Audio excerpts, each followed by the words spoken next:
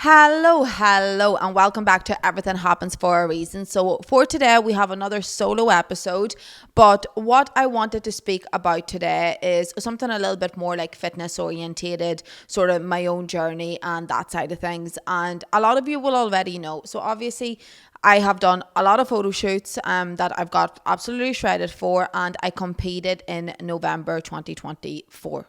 Was it 24? Yeah, in November 2024, I actually stepped on stage for the first time. And one thing I always told myself and I always told others is I am never going to be a bodybuilder. It's not who I am. It's not who I aspire to be. It's not my lifestyle that I live. And it's definitely not what I promote. But for myself, I just wanted the personal push, the personal challenge to be able to sort of say that I did that essentially.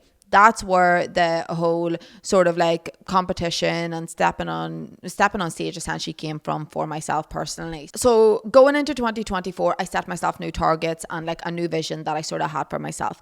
And the reason being behind that is because in 2023, I sort of lost love and passion essentially for my health and fitness journey in general. I was training with no purpose. I was just moving through the motions. I was almost doing the same things on repeat and just moving through that routine, but not really pushing my body, not really having anything aesthetically in place.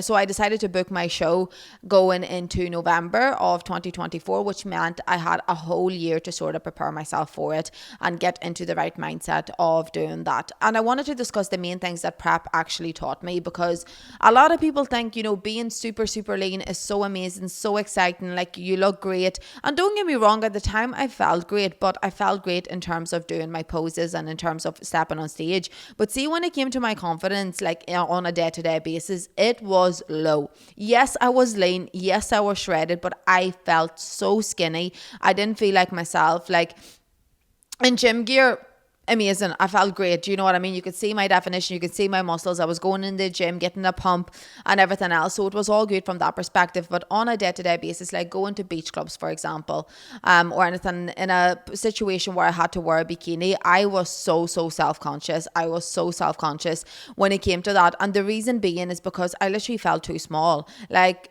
I was sitting beside other girls and I never, ever like put myself in a situation where I sort of like fall into comparison and I'm looking around me and like looking at how good everybody looks and internalizing it to myself that I don't feel good. And it's one thing I always preach to my clients not to do, because comparison is the thief of joy.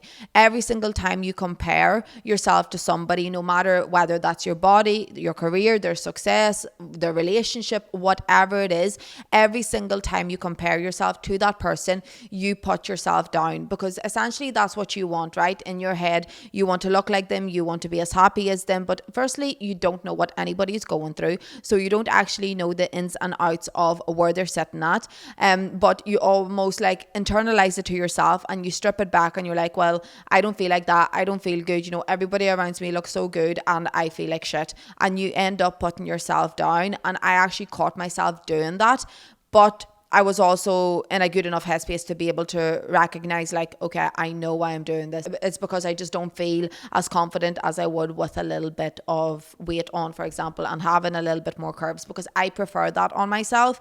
Whereas I was literally like a twig. Like, I was like a twig. There's no other way to go about it. So I noticed myself even doing little things like that. And surely when you're in a bikini, that's when you're meant to feel most confident. And people think like, oh, the leaner you are, the skinnier you are, or whatever the case is, and you're wearing a bikini, you're going to feel your absolute best. But I can guarantee you that I felt at my best in a bikini a stone heavier than I was at that time. And that baffles some people, and they will never be able to like sort of wrap their head around that, because especially if maybe weight is something that you've always struggled with, in your head you make this unrealistic reality almost that like if you lose this weight you're going to be happy. But I can promise you, you can lose the weight and you can actually feel worse than you ever did before, because it doesn't come down to that. It comes down to your values, it comes down to your confidence and how you feel within yourself, inside yourself. The external is just a protocol. Yes, of course, when you feel good, when you feel at your best, you're gonna express that confidence a little bit better, and you're going to dress how you want, and naturally confidence radiates off you when you do that. But there's so much more than that. And one thing I really want to address is like getting to the skinniest or the smallest version of yourself doesn't mean that you're going to feel your most confident or best version of yourself. It does not mean that at all. And you might have to go there and actually do that and get to that skinniest, smallest version of yourself to be able to recognize that, but yeah, the reason that I'm sort of speaking about that is because like when I was at my smallest and I knew why I was doing it, I was noticing that self-consciousness kicking in and realizing like I don't actually feel confident here. But when I was in the gym, I felt really confident because I knew what I was working towards. I was pushing myself all the time, and I was getting comments from maybe other people that competed saying, oh, you look well, like how long's your prep, how long have you left? So like people were able to recognize what I was doing it for. But maybe from external factors like my family, for example, they didn't necessarily understand it, especially my mom. Like she's like, but you look disgusting now, like why are you getting so skinny, like that doesn't look good. I'm like, Mom, you don't understand the protocol of how you actually have to look on that stage. But like other people will recognize you as looking unhealthy or whatever the case is, which is obviously coming from a place of love and care, which is totally fine. But that's important to bear in mind as well. If other people are saying it and you're not doing it for the likes of stage or like a photo shoot prep or something really intense, take their opinions on board to a certain extent. If you feel amazing, if you feel super confident, tell them to F off, because at the end of the day, this is about you. It totally comes down to you and how you feel in certain situations and what makes you feel good more so than anything else. And the other thing that I actually want to address is that like every single time you set a goal of like, a certain level of leanness, once you get there, the goalpost keeps getting pushed back. It keeps getting pushed back and back and back, and you want more and more and more. And this is where the term proud but never satisfied comes from. Because when you're in that, you do not see yourself for the way you actually look. Like, I did not realize how lean I was. At the time, yes, I felt lean, but I didn't feel lean. Whereas now looking back, I'm like, holy shit, I was actually shredded. Like, I can't believe I got to that leanness. But at the time, you don't see it. And like, you're looking in the mirror and you're like, oh, I'm not progressing, or the scales aren't moving, or whatever the case is. And you start again to internalize that. And the goalpost just keeps getting pushed back and back and back. And what we have to sort of acknowledge is, and this goes for any aspect of your life, when is enough going to be enough? Like, when does the goalpost stop being pushed back further and further and further? Because like, I know this in my personal life as well, especially when it comes to my business. I will always told myself, like, once I reach this, I'm going to be so happy. And then I reached this and I was happy for about 30 minutes. I'm like, this is next. And don't get me wrong, that's a really good mindset to have, because that's what's keeping you focused. It keeps you moving forward. It keeps you pushing forward. But you also have to be able to reflect and sort of ground yourself and be aware of the situation and be like, hold on a second, like, I would have been so happy to be in this position 6 months ago when I started to work towards this. This is what I wanted. This is, how I wanted to look. So why am I constantly looking for more and more and more? So you always have to look back to actually see how far you've come. That's one of the most important things when it comes to your health and fitness journey, okay? You have to look back to see your progress rather than constantly looking for more and looking for more. As much as that's not a bad thing, sometimes you need to be able to strip it back and be like, you know what? I am happy here for the time being, so this is where I'm going to stay. And like, really tap into that energy as well, because you have to be proud of yourself for absolutely everything. Any achievement is always an achievement, and sometimes it's okay to be able to slow down and realize that you don't have to be even leaner. You don't have to be pushing yourself even more. You don't have to continue challenging yourself if you've reached the initial destination that you wanted to reach. Because when you're in that position, you're never going to feel good enough. You're like, if you're constantly looking for more and you're getting to where you want to be and you keep pushing that goalpost back, you're always going to feel like you're not doing enough, or you're not being good enough, or you don't look good enough, or you don't feel as confident as you want to.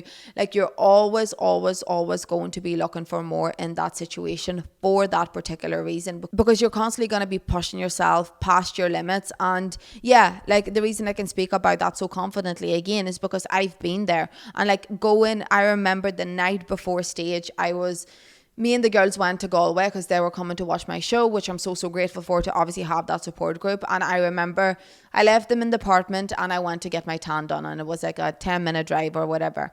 And I was driving in the car and I sort of had this overwhelming feeling of emotions, and I didn't even know if I was going to cry or what was going on. But the only thing I could think about is I'm not ready. Like, I should have done this. I should have pushed myself more here.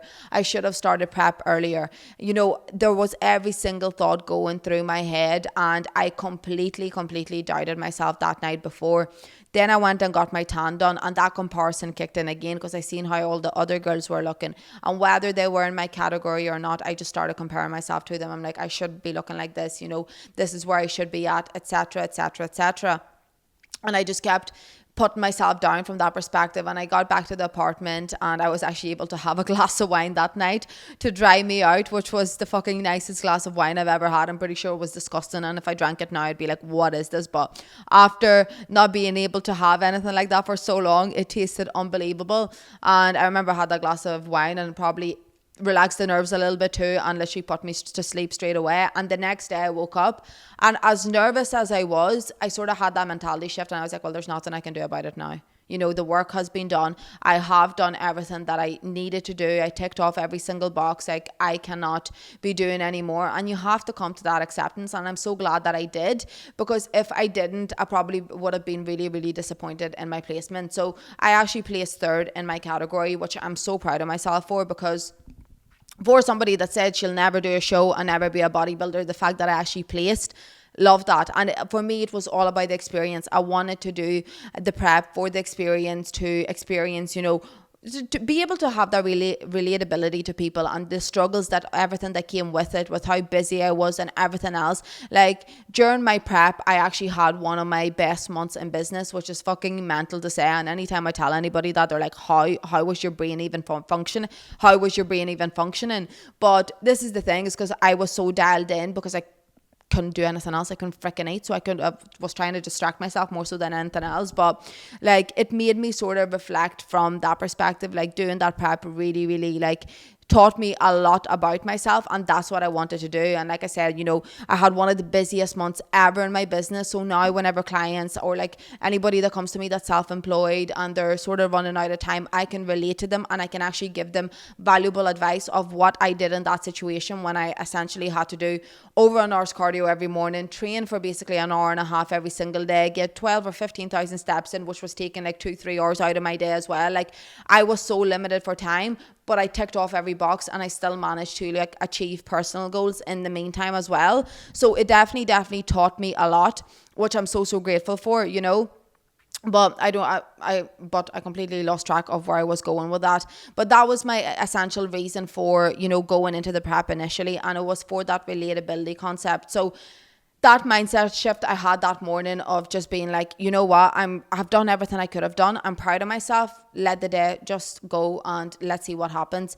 And that was it. And I was so proud of myself for placing third, you know, in that moment. Whereas I feel like if I was still stuck in that mindset that I was in the night before, even if I'd placed second, I would have been disappointed that I wasn't first, you know. And that's why perspective is absolutely everything. Like, to me now, looking back, I'm so proud of myself. I did it. I went and I showed up, and, you know, I did everything that I could do, and I placed, and amazing. It's out of my system. I'm so happy.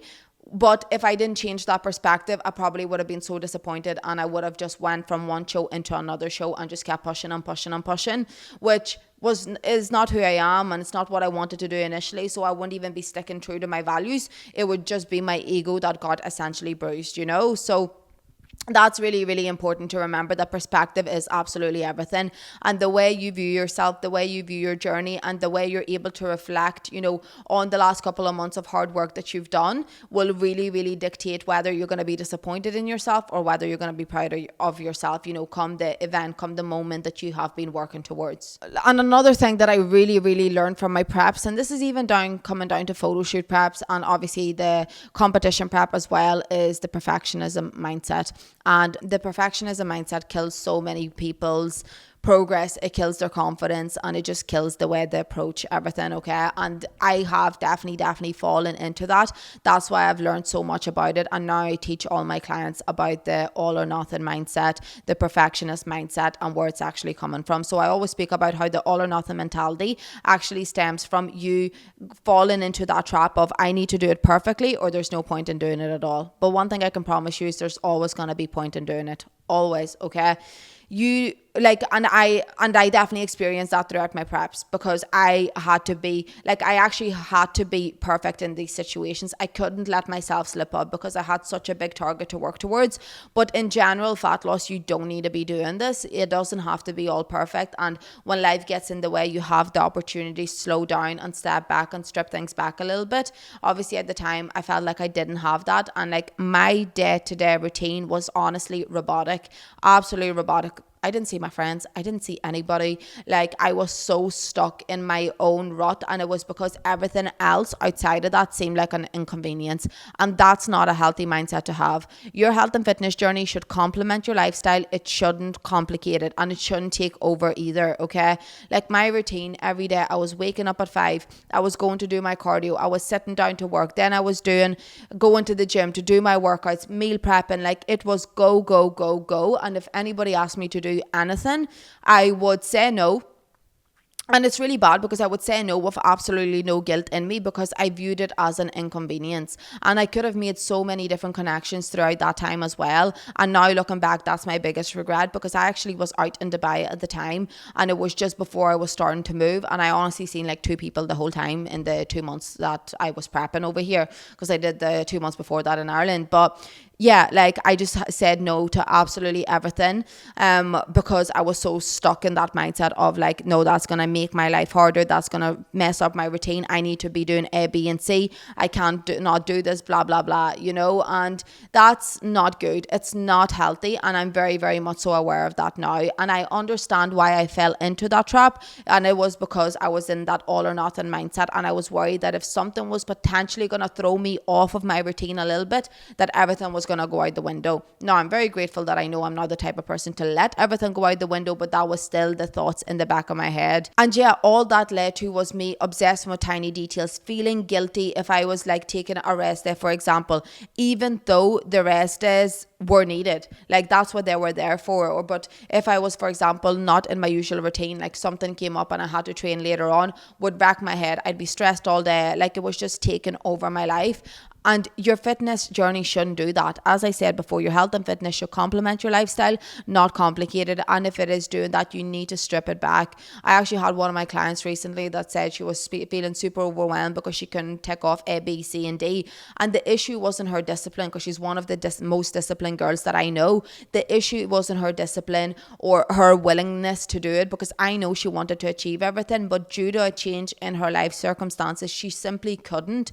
It was becoming too much. It was becoming unrealistic, and the expectations that were set for her were unrealistic, that she was constantly chasing. And that's all. So all we had to do was give her a little break and now strip it back to something that's more suitable for her, which meant one gym session less, which meant steps are a little bit lower, so it's always working around you. And now she's so much more content and so much more happy, but it has to be worked in around your lifestyle. And if you do notice yourself that like you're almost becoming obsessed with it, like you're not eating out because you're not going to be able to track the food, for example, or you're not eating the dinner that your mum very kindly makes for you because you'll not be able to track it, or you're constantly like saying no to situations, no to plans because you won't be able to make it to the gym, that's where you need to strip it back, because that's becoming unhealthy.